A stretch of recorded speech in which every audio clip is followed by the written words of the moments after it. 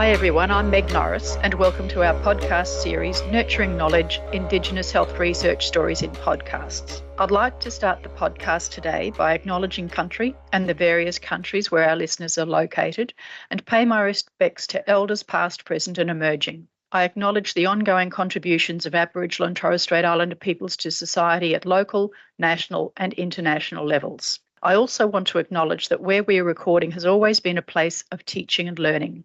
Our guest today is Heather D'Antoine, Hub Coordinator for NextGen Hub, which is part of OCA. Could you introduce yourself in whatever way you feel comfortable, please? My name's Heather D'Antoine. I'm a Bardi woman from the Kimberleys. I was born in Broome and grew up in Derby. Spent a lot of time in Perth, going to school, and did my nursing training in Perth. And I worked as a nurse for a number of years around Western Australia and did my midwifery in Edinburgh. Came back and worked as a midwife in Derby. Eventually went into health service management and then into research about 24 years ago. From a big family, I have 6 living siblings and they have lots of children. And a number of them still live in Derby, sort of the stronghold for the D'Antoine family. What inspired you to pursue a career in health research? It was quite by accident. I was more inspired to leave health services, I think, after I'd worked in them since I'd trained, and I'd gone into health service management, which is always very challenging. And I think it had become, it was at a stage where I thought I need to leave this job.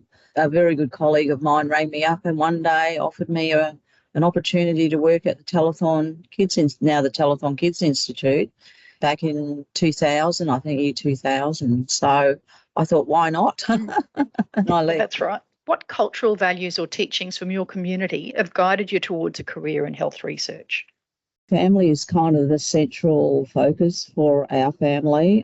We didn't grow up as immersed in Aboriginal culture as other Aboriginal families, but certainly the same emphasis of family and very extended families. And I have lots of nieces, lots of nephews, lots of great nieces and nephews, and a growing number of great nieces and nephews, and they're all part of my family. The importance of country, I'll always be from the Kimberley and I'll always be from the West Kimberley, so that identification with land and where you come from. I'm always very proud to say I was born in Broome and that I grew up in Derby. That's where I spent a lot of time on my lands learning and learning to be a nurse, actually, yeah. Can you share any personal or professional goals that you've set for yourself as a health researcher?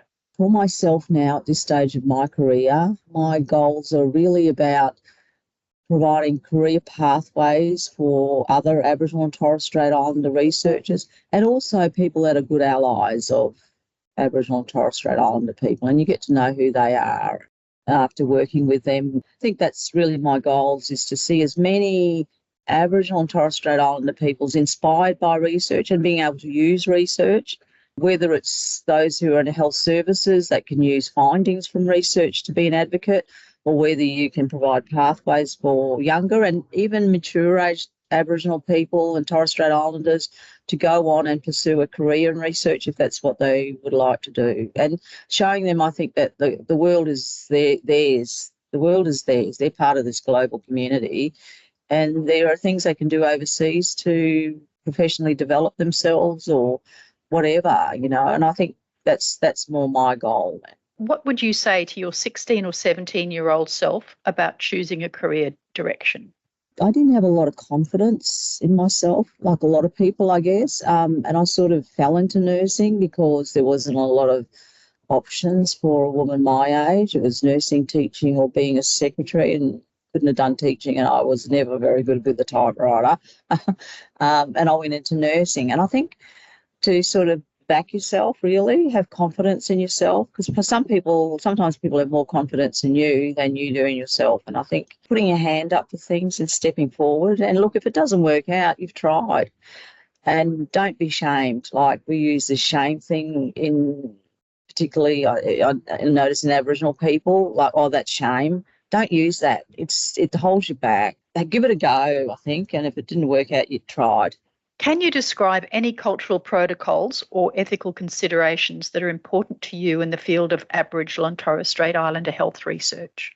There are a number of unwritten and written protocols. I think you always have to start from the ground up with the community or the group, however you define the community. And I'm not talking about a remote community. It could be a community of practice. It could be an urban community, and working with them first to develop what you think might be a good idea. That process, I think, of engaging those people who will be affected by the research right at the beginning. There are strong protocols about how you approach a community. There are certain people that you need to speak to first, and that's where you need the guidance of cultural advisors on how to do that. There are more formal processes. In some regions, you have to go through a particular mechanism to have your research endorsed or approved before you apply for ethics. And there are some agreements with some jurisdictions, like if you haven't had the sign-off in this particular forum, then you won't get ethics. So there are those protocols. And then there are protocols that are provided by the NHMRC about doing, ethical conduct of research following the 6 core values, and they're very important to follow. And if you've done your community engagement and consultation and process, then those should be pretty straightforward to fill out. There are other places that provide protocols, like AATSIS provides ethical guidelines that can be used when you're putting in NHMRC applications, and that you have to follow the protocols for the NHMRC and address those criterions. What do you see as the unique challenges and opportunities for Aboriginal and Torres Strait Islander health researchers in addressing the health disparities faced by Indigenous communities? Unique opportunities and challenges. I think opportunities, you don't live everybody's life, but you know what it's like to be an Aboriginal Torres Strait Islander person. You come from that angle, and it's that standpoint, I think, of, you live in this world. Some of us are maybe better off than others, but look, I have a big extended family, and we're not all on the same playing field. Some of the opportunities, I think, is that unique knowledge. You live the life, basically, and these statistics matter. We talk about statistics, but they're, as a very well-known Aboriginal person said, they're our mothers, our brothers, our sisters, our fathers, these statistics. These are not just numbers.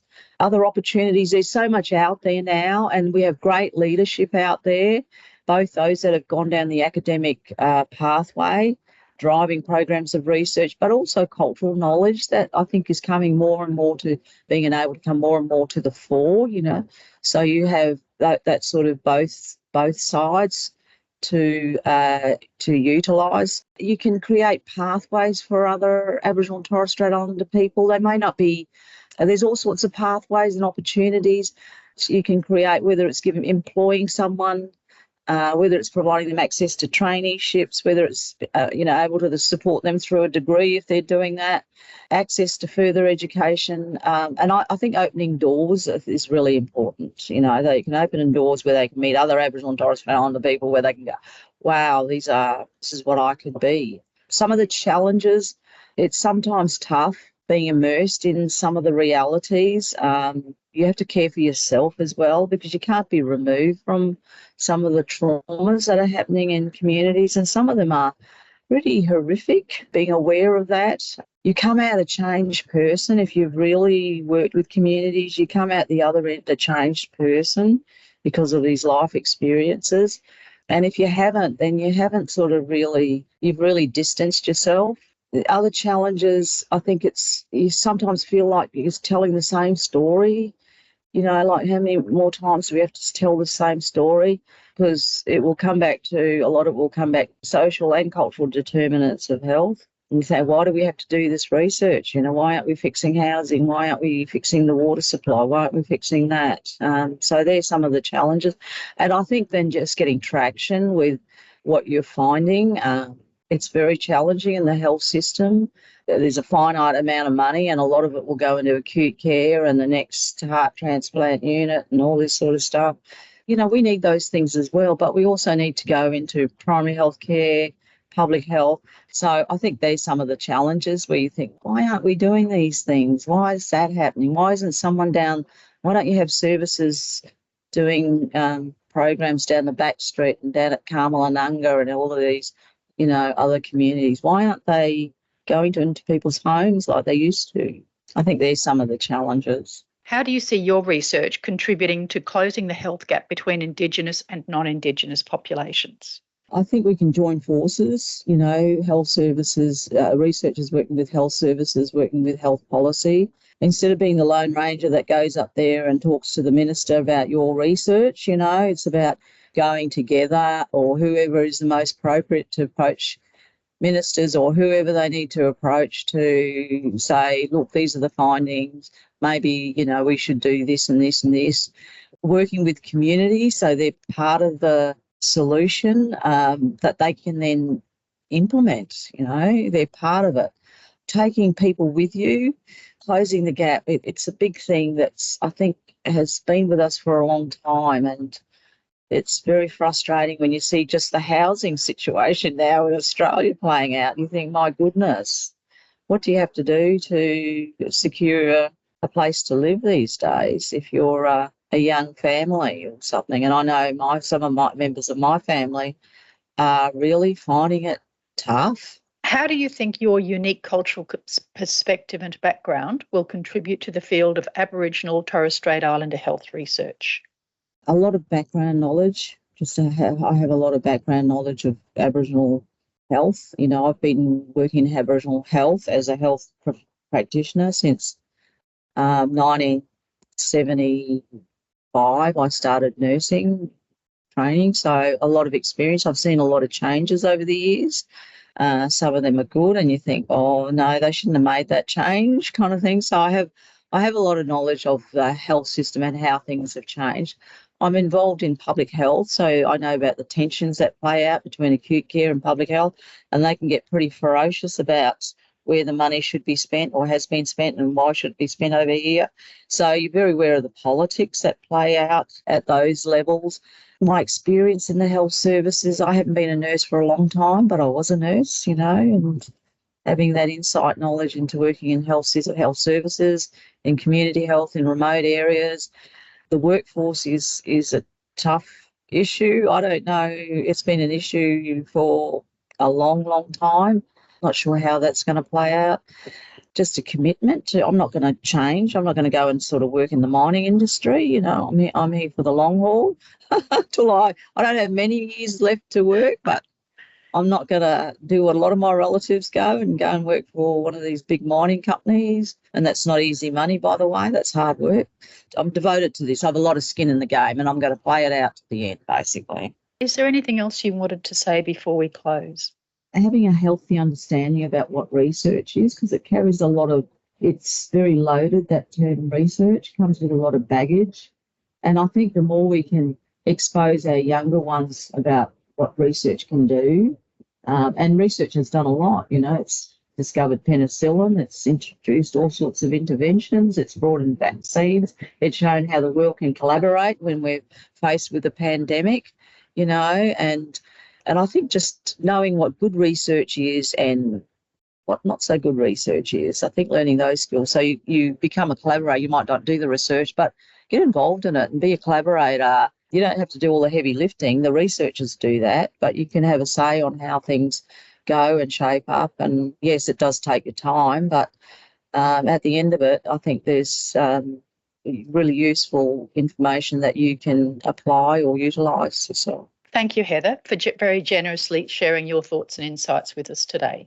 Thank you for your support of Nurturing Knowledge, Indigenous Health Research Stories in Podcasts. This podcast is part of OCA's collective vision to develop the next generation of Aboriginal and Torres Strait Islander researchers. We hope you found inspiration in this episode. If you have any questions or would like to share your thoughts, please don't hesitate to reach out to us at www.ocanetwork.org or via email at oca@uq.edu.au. Stay tuned for more enriching stories to come.